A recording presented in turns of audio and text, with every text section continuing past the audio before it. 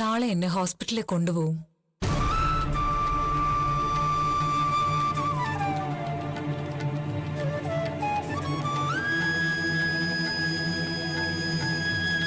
കല്യാണി മോളുടെ മെസ്സേജ് വന്നത് നാളെ മോൾ അഡ്മിറ്റ് ആവുകയാണെന്ന്. പ്രസവത്തിനായിട്ടല്ലേ അഡ്മിറ്റ് ആവുന്നത്?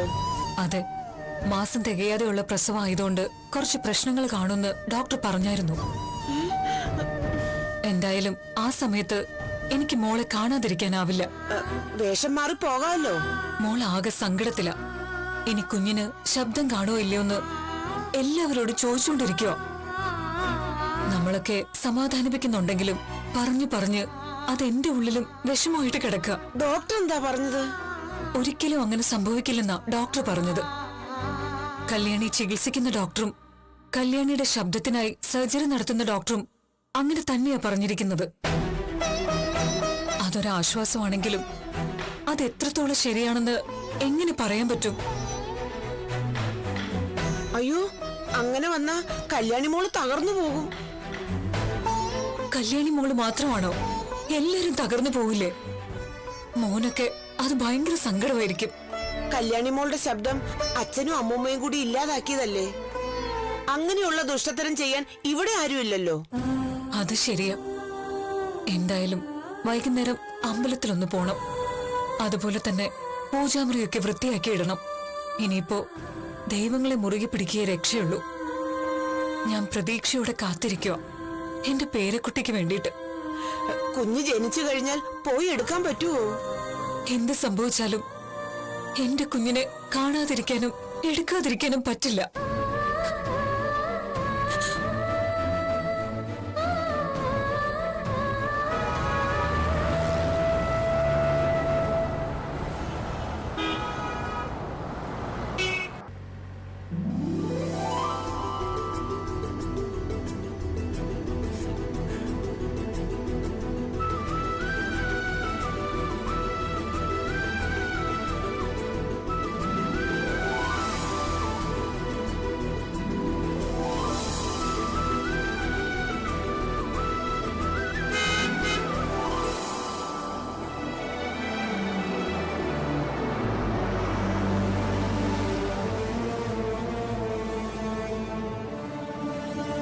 എന്താ കല്യാണി ഇത്? നിന്റെ സന്തോഷത്തിന് വേണ്ടിയല്ലേ നമ്മളിങ്ങനെ പുറത്തേക്ക് വന്നത്. എന്നിട്ട് പിന്നെന്താ നീ മുഖം ഇങ്ങനെ വെച്ചിരിക്കുന്നത്? നീ ഒട്ടും ഹാപ്പി അല്ലല്ലോ.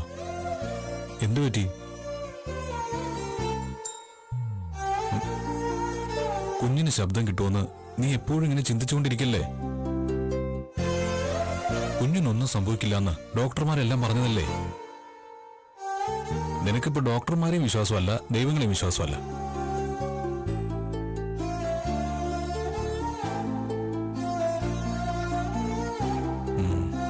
അതെ, ഇന്നിനി ഏതായാലും നമുക്ക് വീട്ടിലേക്ക് ഉടനെ പോകണ്ട. നമുക്ക് കുറച്ചുകൂടെ യാത്ര ചെയ്യാം.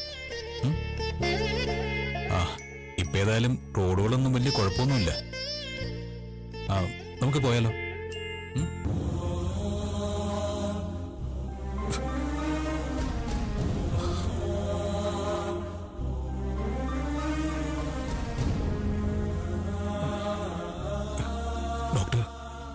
യാത്രയായിരുന്നു അല്ലേ?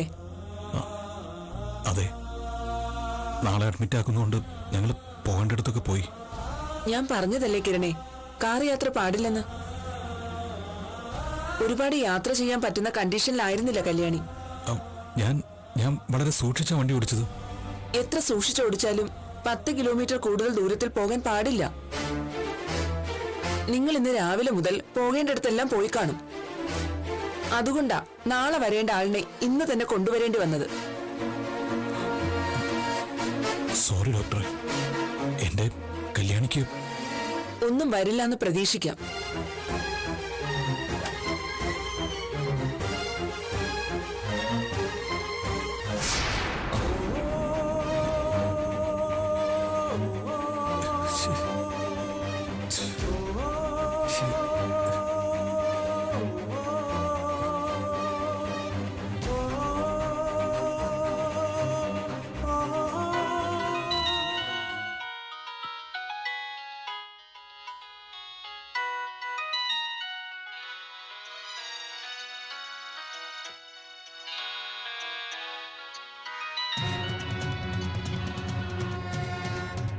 എന്താളിയാ? ആ എടാ ബൈജു, എത്രയും പെട്ടെന്ന് നീ വീട്ടിലേക്ക് പോണം. അവിടെ പാറുമോൾ ഒറ്റയ്ക്കേ ഉള്ളൂ. നിങ്ങൾ എവിടെയാ? എടാ, കല്യാണി ഇവിടെ ഹോസ്പിറ്റലിൽ അഡ്മിറ്റ് ചെയ്തിരിക്കുക. മിക്കവാറും ഡെലിവറി ഉടനെ നടക്കും. നീ ഇപ്പോ ആരോടും ഒന്നും പറയണ്ട. നീ പെട്ടെന്ന് അങ്ങോട്ട് പോ. നാളെ രാവിലെ എല്ലാവരെയും എല്ലാം അറിയിക്കാം. അല്ല, കല്യാണിക്ക് കുഴപ്പമൊന്നുമില്ലല്ലോ? കുറച്ച് കുഴപ്പമുണ്ട്. അതുകൊണ്ടാ ആരോടും ഒന്നും പറയണ്ടെന്ന് പറഞ്ഞത്. ശരിയളിയാ, ഞാൻ അപ്പൊ തന്നെ കൊണ്ട് പോയിക്കോളാം.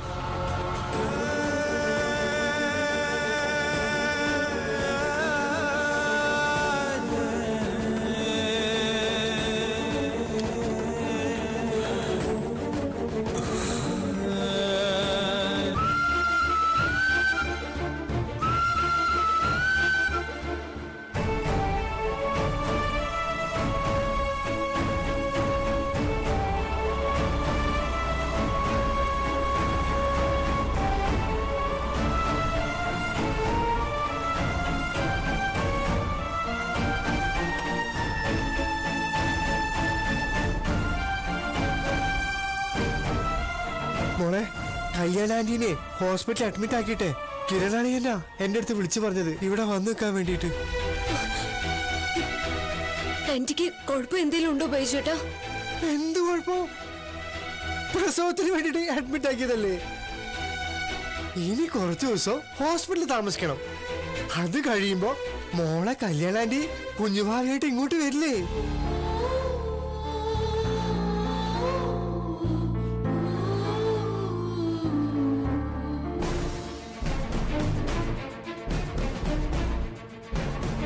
ഇതുവരെ അവനെ അവളെ ഒന്നും പുറത്തേക്ക് കണ്ടില്ല. ഇപ്പതേ ആ അസത്ത് പെണ്ണിന്റെ അടുത്ത് ബൈജു എത്തി. അവൻ അവൾക്ക് കൂട്ടിരിക്കാൻ വന്നതാണോ എന്ന് എനിക്ക് സംശയമുണ്ട്. അങ്ങനെയാണെങ്കിൽ അവളെ ഹോസ്പിറ്റലിൽ അഡ്മിറ്റ് ആക്കി കാണുമല്ലോ. ആ, അതിന് സാധ്യതയുണ്ട്. അങ്കിൾ ആന്റി സന്തോഷിപ്പിക്കാനായിട്ട് രാവിലെ ഇവിടെ നിന്ന് ഇറങ്ങിയതാ. എന്നെയും വിളിച്ചായിരുന്നു, ഞാൻ പോയില്ല. ആ, നമുക്ക് നാളെ രാവിലെ അമ്പലത്തിൽ ഒന്ന് പോവാ. എന്നിട്ട് നമുക്ക് നേരെ സോണിനെ വിട്ട് പോവാ. ഇനി കുറച്ചു ദിവസം നമുക്ക് അവിടെ താമസിക്കാം. അപ്പൊ ഈ വീടോ? അയലത്ത് താമസിക്കുന്നവരുടെ കാര്യം ബൈജുവേട്ടന് അറിയാലോ. ഇവിടെ ആരും ഇല്ലെന്നറിഞ്ഞാ ചെലപ്പോ വീടിനകത്ത് ബോംബ് വെക്കും. അതിനുള്ള ധൈര്യമൊന്നും ആ കീടങ്ങൾക്കില്ല മോളെ. അവള് ഹോസ്പിറ്റലിൽ തന്നെയായിരിക്കും പോയത്. ഇനി എവിടെയെങ്കിലും ചുറ്റാനായിട്ട് പോയതാണെങ്കിൽ ആ ചീവീടിനെയും കൂടെ കൂട്ടിയേനെ. അവൾക്ക് 8 മാസം കഴിയുന്നതേ ഉള്ളൂ. ആ നേരത്തെ ഹോസ്പിറ്റലിൽ അഡ്മിറ്റ് ആക്കിയെങ്കിൽ ചിലപ്പോ കാര്യം കുറച്ച് സീരിയസ് ആയിരിക്കും. അങ്ങനെയാവട്ടെ. എന്നിട്ട് നമുക്ക് നല്ല നല്ല വാർത്തകൾ കേൾക്കാൻ കഴിയട്ടെ. മോളെന്തെങ്കിലും കഴിച്ചിരുന്നോ? രാവിലെ ദോശ കഴിച്ചു. ദോശ ഉണ്ടാക്കി തന്നിട്ടാ കിരണങ്കിൾ ആന്റി കൂട്ടി പോയത്. അങ്കിളിനെ ഒന്ന് വിളിച്ചേ ബൈജുവേട്ടാ. വേണ്ട മോളെ, എന്തിനാ എപ്പോഴും വിളിച്ച് ബുദ്ധിമുട്ടിക്കുന്നേ? ഏതായാലും കുഞ്ഞുവാവ ഇങ്ങോട്ട് വന്നു കഴിഞ്ഞാല് പിന്നെ നമുക്ക് ഇവിടെ എന്ന് ആഘോഷമായിരിക്കില്ലേ?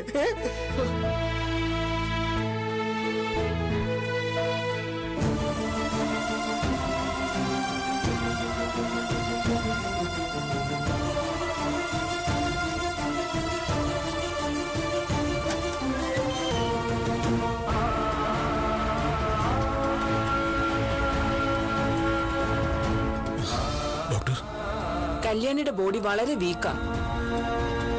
ഇനിയിപ്പോ ഏതായാലും ഡെലിവറി കഴിഞ്ഞിട്ട് വിടാൻ പറ്റൂ. അവൾക്കിപ്പോ എങ്ങനെയുണ്ട്? വേദന കടിച്ചിറക്കുന്ന കൂട്ടത്തിലാ കല്യാണി. അതുകൊണ്ട് കാണുന്നവർക്ക് കുഴപ്പമില്ലെന്ന് തോന്നും. ഇങ്ങോട്ട് വരുമ്പോഴും നല്ല പെയിൻ ഉണ്ടായിരുന്നില്ലേ? ആ, അതുകൊണ്ടാ പാഞ്ഞെത്തിയത്. സഹിക്കാൻ പറ്റാത്ത വേദന വന്നതുകൊണ്ടാ കല്യാണി അത് അറിയിച്ചത്. നാളെ കല്യാണിയെ അഡ്മിറ്റ് ആക്കണമെന്നായിരുന്നല്ലോ ഡോക്ടർ പറഞ്ഞിരുന്നത്. പിന്നെ ഒരു ദിവസമേ ഞങ്ങളുടെ മുന്നിൽ ഉണ്ടായിരുന്നുള്ളൂ. അതുകൊണ്ടാ ഞങ്ങള്. എന്റെ കിരണേ, കല്യാണി നാട് വിട്ടൊന്നും പോവില്ലായിരുന്നല്ലോ. വിവാഹം കഴിഞ്ഞ മിക്ക പെൺകുട്ടികൾക്കും ഇങ്ങനെ ഒരു ദിവസമുണ്ട്. അത് കഴിഞ്ഞാലും നിങ്ങൾ ഒന്നിച്ചു തന്നെയല്ലേ മുന്നോട്ട് പോകുന്നത്. അതിന്റെ പേരിൽ ഒരു യാത്രയുടെ ആവശ്യം ഉണ്ടായിരുന്നോ? അവളെ മാക്സിമം സന്തോഷിപ്പിക്കാനാണ് ഡോക്ടറെ ഞാൻ ശ്രമിച്ചത്. എന്നിട്ടിപ്പോ ഈ സന്തോഷത്തിന്റെ അവസാനം കുറച്ച് സീരിയസ് ആയില്ലേ? ആ, ഇനിയിപ്പോ പറഞ്ഞിട്ട് കാര്യമില്ല. തൽക്കാലം ഒരു ആശ്വാസത്തിന് ഒരു മെഡിസിൻ കൊടുത്തിട്ടുണ്ട്. അതുകൊണ്ട് വേദന കുറച്ച് കുറയും. എങ്കിലും അതധികം നീണ്ടു നിൽക്കില്ല.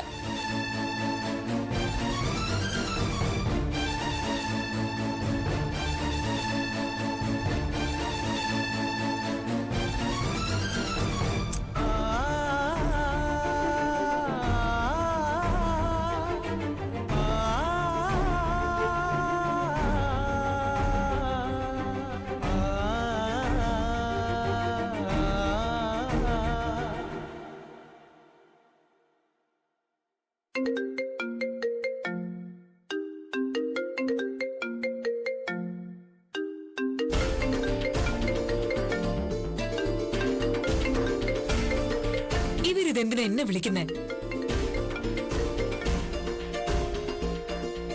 ആ എടുത്തി ഒരു വിവരം അറിയാൻ വിളിച്ചതാ രൂപേ.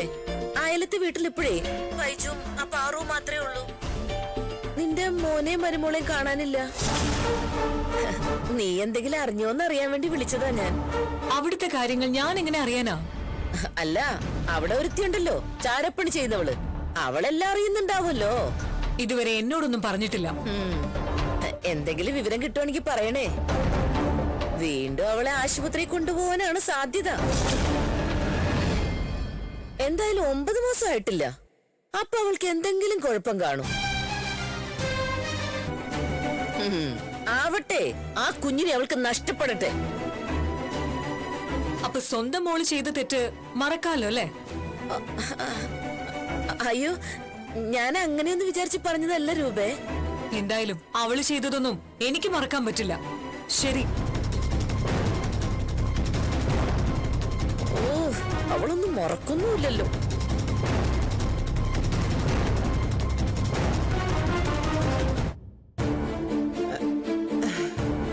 യാമിനി ആരെങ്കിലും വിളിച്ചായിരുന്നോ? ഇല്ല. ഇപ്പൊ ഏട്ടത്തിയാ വിളിച്ചത്. അയലത്തിപ്പോ കിരണും കല്യാണി ഇല്ലെന്ന്. അവിടെ ഇപ്പൊ പാറുമോൾക്ക് ബൈജു കൂട്ടിന് വന്നു. അങ്ങനെയാണെങ്കിൽ കല്യാണമോൾക്ക് എന്തെങ്കിലും സംഭവിച്ചു കാണുമോ? മോളെ ഉടനെ ഹോസ്പിറ്റലിൽ അഡ്മിറ്റ് ആക്കണമെന്ന് ഡോക്ടർ പറഞ്ഞിരുന്നു. പക്ഷേ മോളുടെ മെസ്സേജ് ഒന്നും വന്നില്ല.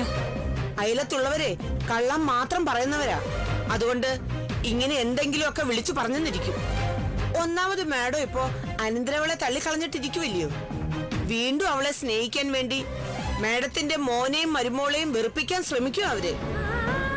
എന്നാലും അറിഞ്ഞപ്പോ ഒരു സ്വസ്ഥതയില്ല, ഒരു ടെൻഷൻ.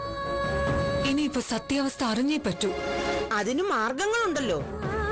ഞാൻ ആരെങ്കിലും വിളിച്ചോളാം. മാഡം ഈ ചായ കുടിക്കേ.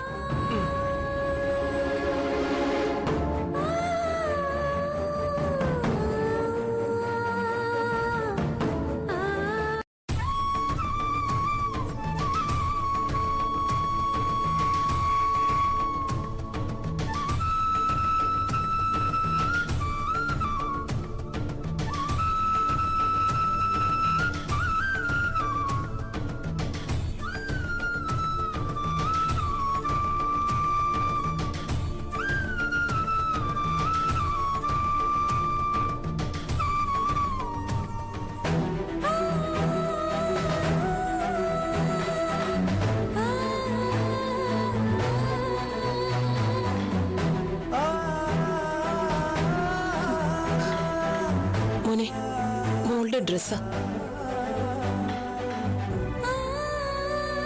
മോൻ ഇന്നലെ ഉറങ്ങിയില്ലേ? ഇടയ്ക്കൊന്ന് ചെറുതായിട്ട്. അവൾ ഐസിയുലല്ലേ അമ്മേ? എപ്പോഴാ എന്തെങ്കിലും ആവശ്യം വരാമെന്ന് പറയാൻ പറ്റില്ലല്ലോ. എന്നാ പിന്നെ ഞാൻ വരായിരുന്നല്ലോ രാത്രിയില്. അങ്ങനെ അമ്മ വന്നുകൊണ്ട് കാര്യമില്ല. ഇവിടെ ആണുങ്ങൾ ആരെങ്കിലും വേണം.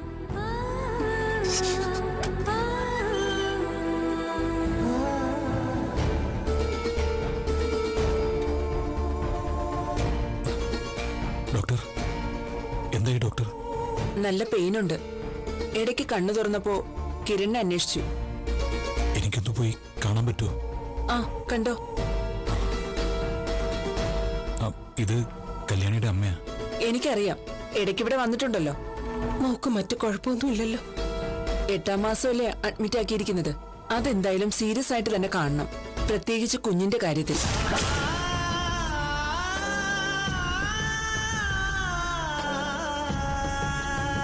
ഇനിയിപ്പം ആരും ടെൻഷനായിട്ടൊന്നും കാര്യമില്ല. എല്ലാം അനുകൂലമായിട്ട് തന്നെ വരുമെന്ന് കരുതാം. കിരൺ ഏതായാലും കയറി കണ്ടോളൂ. ആ ശരി ഡോക്ടർ. ശരി. അമ്മയ്ക്ക് കയറി കാണണമെന്നുണ്ടോ? മോൻ പോയി കണ്ടോ? എല്ലാരും കൂടി ഐസിയുലേക്ക് കേറണ്ട. ഞാനിവിടെ ഉണ്ടെന്ന് മോളോടൊന്ന് പറഞ്ഞാ മതി. ശരി അമ്മേ.